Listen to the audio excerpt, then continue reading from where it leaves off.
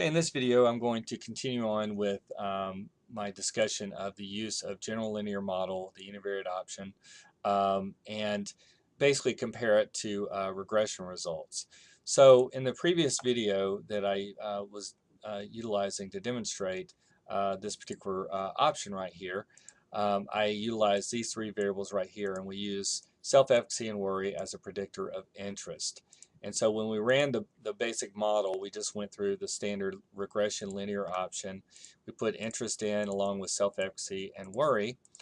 And I clicked on a few other things and then clicked on OK, and we ran the model. And then I illustrated that we can obtain the same exact results if we go through the general linear model univariate option, put our dependent variable in here, and then our independent variables into the covariance box. And to get the actual regression table results, we can just click on parameter estimates, and when we click on OK, and basically everything that we have from our original regression is pretty much being replayed down here. It just looks a little bit different from what we had above, but I do want to highlight that here's our regression coefficients from our regression table from going through the regression module, and these are the coefficients that are coming from the going through the general linear model univariate option. So they're exactly the same. If I'd asked up here for confidence intervals, I would have gotten the same confidence intervals that you see right here. So I want to go a little bit further and utilize a categorical variable in our models. So in this case, what I've done is I have a variable in here called intend, and these might be survey responses for students, in terms of their intentions to go to college or work full-time or part-time. So I have three categories that could have that a person might have responded. A value of 1 on this variable reflects intention to work full-time. Value of 2 is an intention to go to college full-time. A value of 3 is an intention to go to work and go to college part-time. So if I was going to run this through the standard regression module, then what I would need to do is to create dummy variables. So this variable and this variable, these two are dummy variables. So I've just basically recoded this variable into two new variables. So the basic idea is on this particular variable, I have the three categories on intend, and the first variable is called work full-time, and the second one is college full-time. And basically what we did was we said, all right, for this variable right here, if a person indicated a 1 on this particular variable, we're going to code it 1 on this one and 0 on this one. So that, between these two variables, that's going to designate the work full-time group. And then for this one right here, if they indicated a 2 on this variable, then we're going to code 0 on this variable, the first variable, and then a 1 on the second one for college full-time. What that also means then is in the recode, we're going to code our dependent, code group 3 as 0 across these two groups. So that's why we only need two dummy variables. So that's how you essentially carry out regression analysis using a categorical variable. So let's run our analysis using these two variables right here. So I'm going to go to regression linear, and I'm going to add these two variables in, and we'll just go ahead and run our analysis. And so now you can see we have the r-square value of 0.966, adjusted r-square is 963, there's our f value. And then down here, you'll see the regression coefficients for each of our continuous predictors or independent variables. And then we have our dummy variables. And so basically, this is reflecting the difference in between the adjusted means for the work full-time and the college and work part-time group, which is our reference category. This right here is the difference in adjusted means between the go to college full-time group and the the part-time group as well. So you can see that basically individuals who express the intention to work full-time reflected a lower average interest, at least on that particular variable interest, whereas relative to the part-time groups, those indicating an intention to go to college full-time basically reflected a greater level of interest relative to the part-time group. So now let's run our analysis through general linear model. So we're going to go to Analyze General Linear Model, Univariate, and we're going to do this in a couple of ways. We'll start off by just moving these variables over to the covariance box. And at this point, we'll click on Options. I'm going to ask for parameter estimates.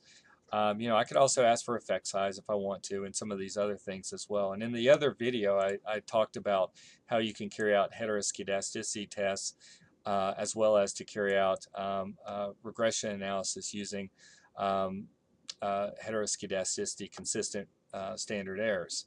We're not going to do that in this particular video. This is mainly just kind of walking you through a few demonstrations linking regression and general linear model, and basically they're the same thing. So at any rate, first off, let's look at going back. The R-square value is 0.966. If we look at the univariate ANOVA output right here, you see there's the partial eta squared, and obviously if you look down below under here, you'll see R-squared 0.966. So it's the same thing even up there. And then the adjusted R-square is exactly the same. You see the F value right here is the same as from our original regression results.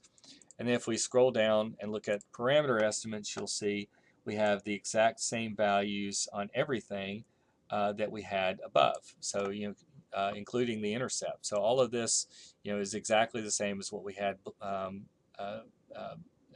previously. Like I said, if I'd asked for confidence intervals right here, then those intervals would mirror these, which we see right here. So once again, the only difference is that if we run the general linear model option, we don't get the standardized regression coefficients that we do right here. So if you want those, you'll have to maybe rerun it through the original regression approach. Also, let's try it a different way. So now what we're going to do is we're going to move intend over to the fixed factors, and I'm going to remove these dummy variables.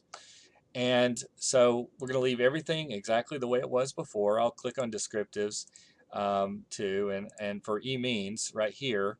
So if you click on this, I can get the adjusted group means on the dependent variable. So I'm going to move these two over here, click on continue, and then on OK.